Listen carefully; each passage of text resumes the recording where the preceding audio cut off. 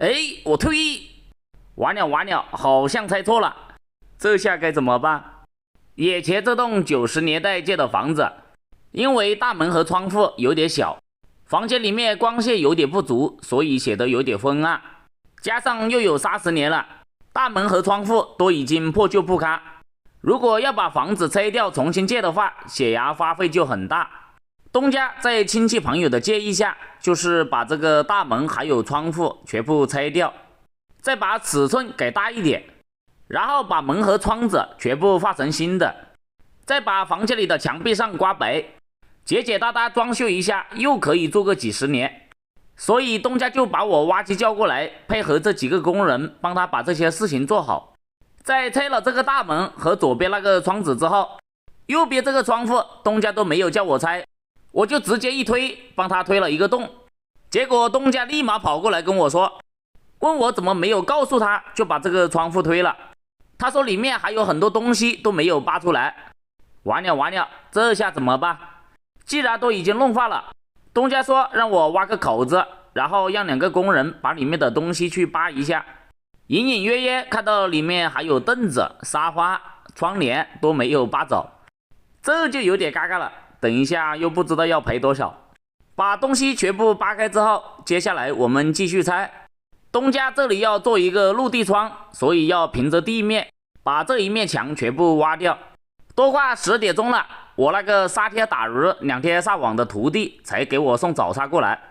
每天要到这个时候才能够等到他的早餐，我基本上都已经饿过头了，所以先把早餐放到一边，等一下再吃。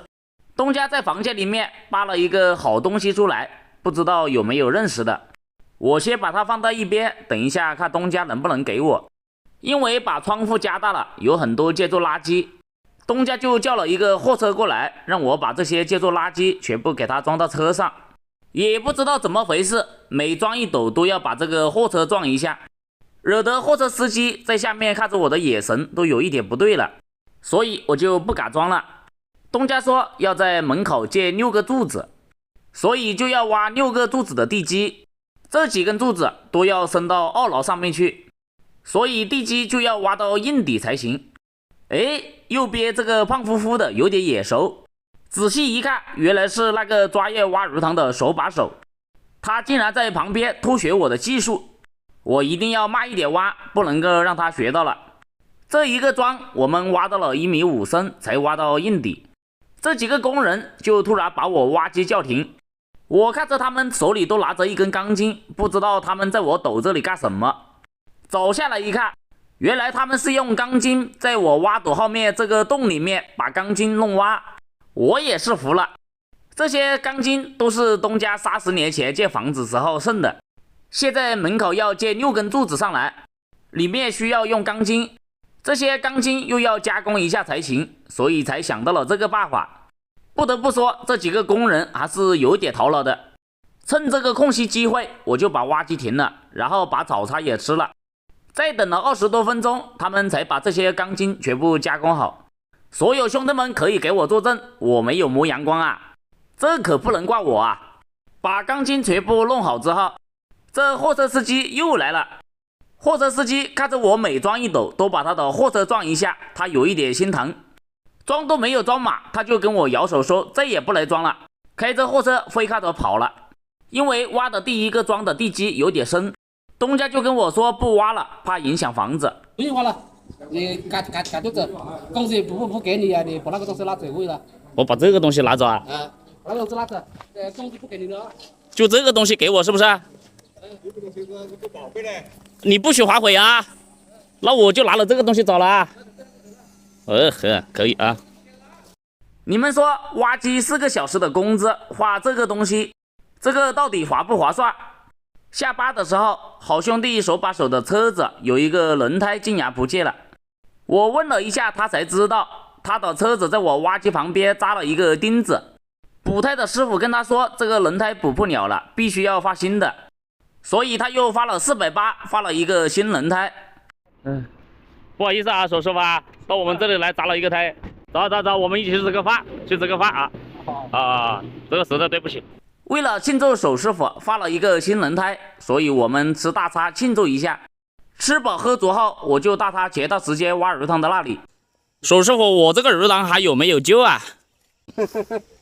他半个来了都脑壳痛啊！半个来了都咬个痛啊！一场大雨过后，没想到挖了8个月的鱼塘变成了这个样子。手师傅都说没有办法了，那就是真的没有办法了。然后我就带手师傅去了我家。陈师傅，你这个腊蛙鸡什么时候放呢？你说了很久了。我这个腊蛙鸡现在还好嘞。我去放吧，我也放。你放我也放，要得吧？走。哎。要想知道我跟手师傅有没有放新挖机，请大家给陈师傅点个关注，点个赞。我们下一节揭晓。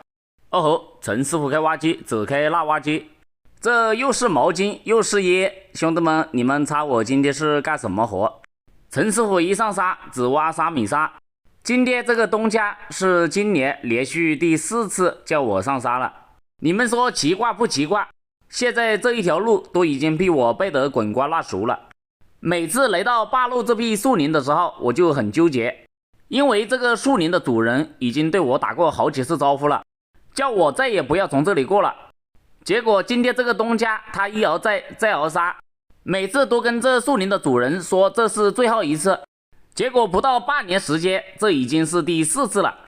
我给大家回忆一下，这是今年2月1日第1次，这是5月17号第2次，有几根木桩把这里拿住了，然后我把它挖开了。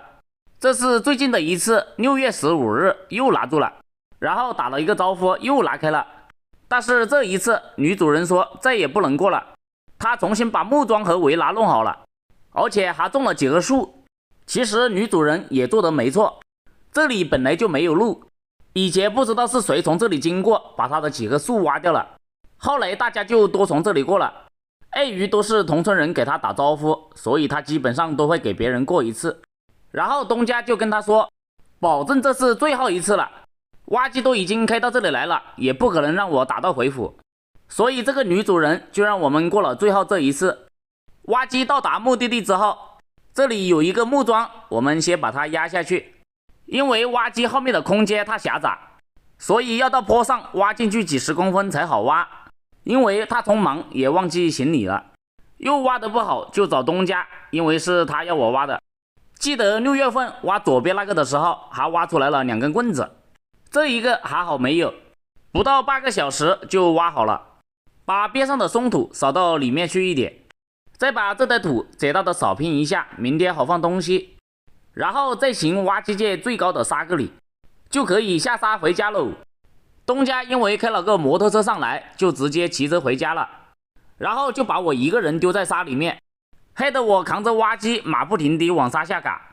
这个沙上的路，沙路18挖，实在太远了，我开了半个多小时才开下来。然后去东家那里吃了个饭，走的时候他拿了个红包，还有一个毛巾1包椰给我。因为是个老客户了，所以我没有收他1080，只要他给我880就行。毕竟东家家族半年之内4次上沙也不容易，所以我能帮他一点是一点。今天的视频就到这里了，感兴趣的朋友可以去看一下前面的3个视频，每天少挣几百，生活多姿多彩。喜欢陈师傅的给陈师傅点个关注，点个赞，我们下回见。